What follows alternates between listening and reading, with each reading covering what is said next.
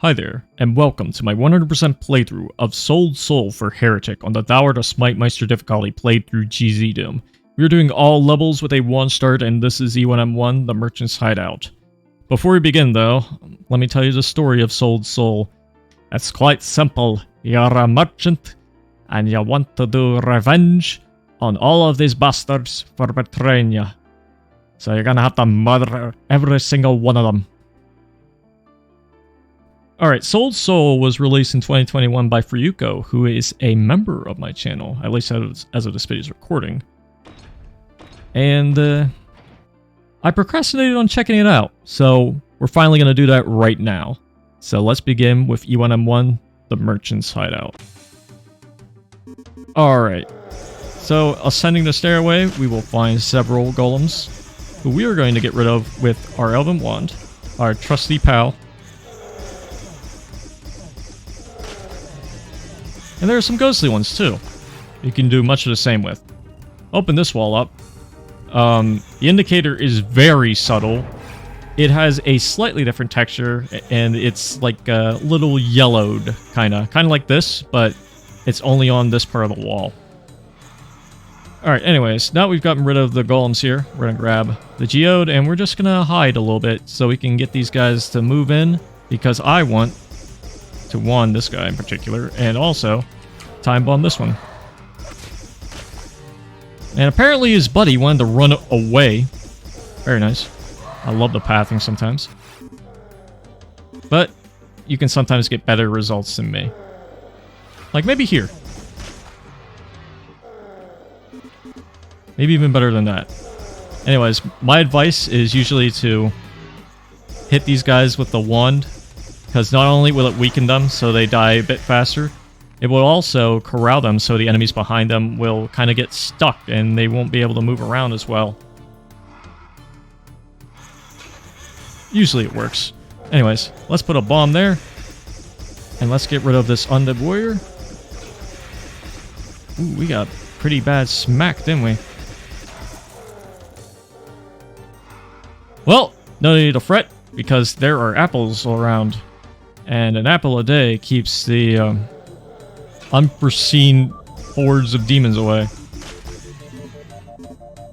So let's have more of them. Because we've been slacking on our apple intake. Anyways, over here, you'll see some ghostly golems, and maybe even a regular one. So we're gonna get rid of all of them. And the Screaming Metal Skulls are of no concern to me, because I got a pew-pew wand, and I also got a red apple and another quartz flask. And look, here's some more friends. Undead warriors. Let's put a time bomb right in front of this guy's face, maybe finish him off with the wand there. Well, maybe this guy first. Now you. Okay. Let's wake up some more bozos. Come here. Yeah, now let's finish the rest of these guys off. You don't want to underestimate the time bombs. They can be pretty useful in a pinch, especially if you don't have too many weapons and you just need to get rid of some enemies with explosives, or at least soften them up. So if you can take advantage of their pain states, you can get more damage out of it, essentially. Alright, you'll never guess what happens whenever you grab this yellow key. Guess what happens? Put your comment below to wonder what happens now. Okay, maybe not. But let's get out of here. Oh boy, new enemies. Yes. And they have the blood coldest sounds. It's been a while since we heard those guys too, huh? Well, we're going to hear them here, and they're going to be quite a painful lot. Speaking of pain, I just ran right into that one. So let's sip our lean and get rid of the rest of these guys. You too.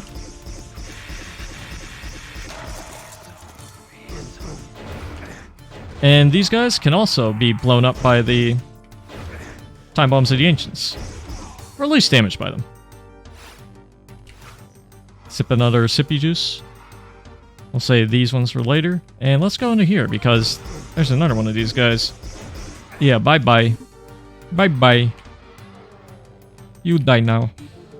Anyways, let's step into this little nook there so we can acquire the Shadow Sphere. Yes, that's a secret. And it's activated by going into this little hole here. If you don't do that, then this little platform won't raise up. But now we've done that, we have the yellow key. We have nearly everything we need. I'm just going to double check for some ammo that I might have left behind. There's some usually laying around in spots like this.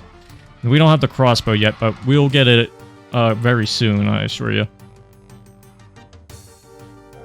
I'm just making sure that there aren't any, like, geodes. Well, not geodes, like the other ammo type that I haven't grabbed yet. But it's fine. Let's just go out. Alright, here's what we're gonna do. We're gonna run right into the stable. I think it's a stable. And we're gonna destabilize ourselves by grabbing the ethereal crossbow. In addition, we're also going to use the Shadow Sphere right here and get rid of all the nitro golems that we see in this vicinity. Now, while we do that, we'll have like a bunch of undead warriors trying to throw axes at us, but they can't do jack because we have the Shadow Sphere. Never underestimate it. But don't overestimate it because, you know, these guys can still melee you. And you know what? If you want to get rid of them, you can use that morph of them. You might not get all of them, but getting, like, some of them is better than none.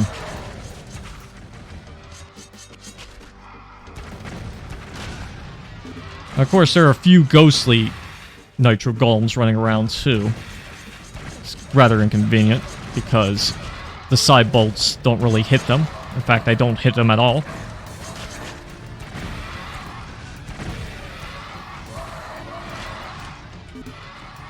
But we're nearly done with the cleanup of these guys. If my auto aim wants to cooperate. And now the Shadow Spheres run out. So we're going to get rid of these undead warriors finally. Or at least soften them up. Right? We're going to need some more ammo. And let me show you an opportunity where you can get some. Press that sneaky switch right there. And you'll be able to go over here and get the Bag of Holding. There's also a Tome of Power here, but we're going to have to fight this guy in order to get it. You might have to fight him in order to get the Bag of Holding and the other things as well. But that's the risk we gotta take. So not only will the Bag of Holding increase your ammo capacity, it'll give you a little bit of ammo that could be useful for the upcoming encounters. In the meantime, we're going to get rid of the rest of this window dressing. Come here, buddy. You can kind of corral these guys by having them do the little pinky technique where it's like they'll like stand in place because they can't attack and move at the same time because these guys have the brains of a peanut. Like, they don't even have brains the sizes of a peanut. They have the brains of a peanut. That's how dumb these guys are. So basically their brains are non-existent. These guys aren't too bright either, but they throw axes at you. So you want to get rid of them whenever you get the chance to. Whenever you're running out of the Shadow Sphere powers. The auto aim will try to ruin your life, as it is doing so for me. But that's no problem, because we'll just power through it. Sometimes the undead warriors will drop ethereal arrows, which is very nice, especially since they like to waste them. You can grab more arrows here, but you can also interact with this wall. A little indicator is that, you know, the skulls here. It's like a torch secret. I think not really. I mean, this place is all opened up, so it could give you another hint that you can go here. Anyways, let's also grab the sippy juice. Yeah. So we got the health staff out of this, and it could be pretty useful.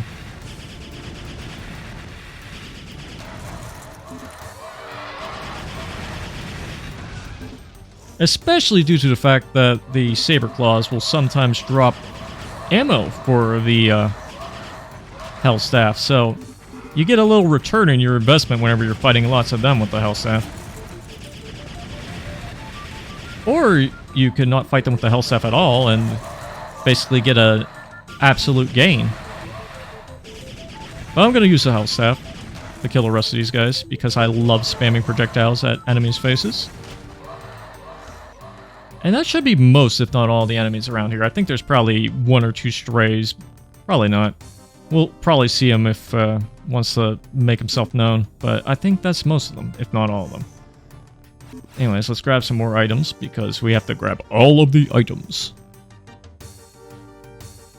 And you probably press the switch around this area. Or at least interacted with enough of it to be able to go into this part right here. Gives you a torch. We might as well use it. So we can see in the darkness the mystery of the cave. It has a switch in it.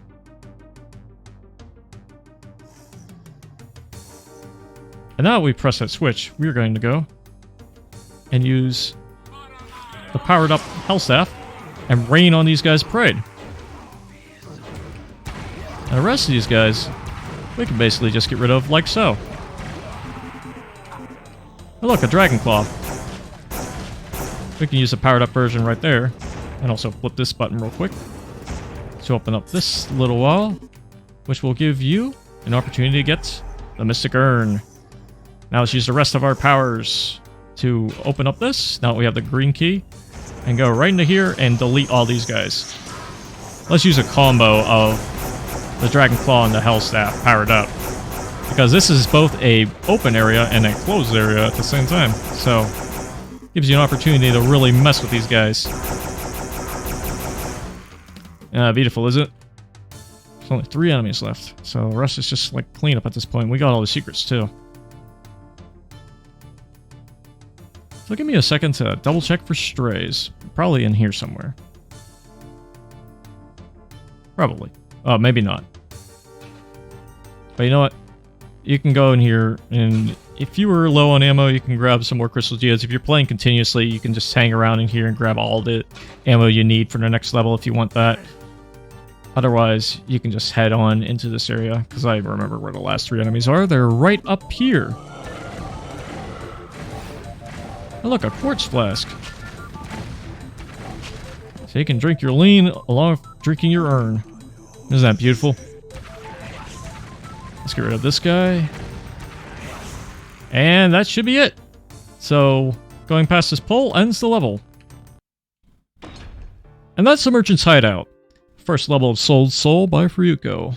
Once again, a member of my channel. Shoutouts to him for making this WOD, and shoutouts to him for subscribing and joining my channel. It's been a while. Again, this was made in like 2021, like the very beginning of 2021, so I should have gotten to this sooner, but, you know, life.